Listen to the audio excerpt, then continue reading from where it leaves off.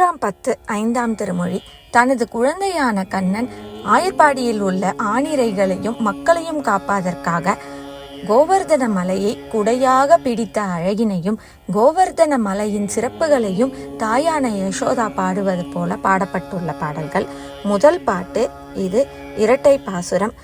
அனைவரும் இந்திரனுக்காக படைக்க செய்து வைத்த சோற்றையும் நெய்யையும் பாலையும் மற்றும் கறிகளையும் கண்ணனானவன் எடுத்து உண்டு விட்டான். இவன் உண்டதனால் இந்திரனுக்கு கோபமடைந்து மழைப்பகையை உண்டாக்கினான். அப்படிப்பட்ட இந்திரனின் கோபத்தை தணிப்பதற்காக ஊரை காப்பதற்காக இக்கோவர்தன மலையை இக்கண்ணன் குடையாக பிடித்துள்ளான் அப்படின்னு தாயான யசோதா இந்த பாட்டுல சொல்றா.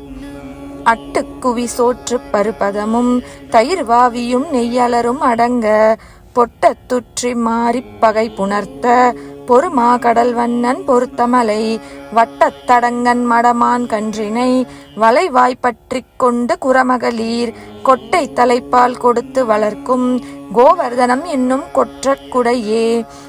குவி சோற்று பருப்பதமும் தயிர் வாவியும் நெய்யலரும் அடங்க பொட்ட துற்றி மாறி பகை புணர்த்த பொறுமா கடல் வண்ணன் பொருத்தமலை வட்டத்தடங்கன் மடமான் கன்றினை வலை வாய்ப்பற்றி கொண்டு குரமகளிர் கொட்டை தலைப்பால் கொடுத்து வளர்க்கும் கோவர்தனம் என்னும் கொற்றக்குடையே.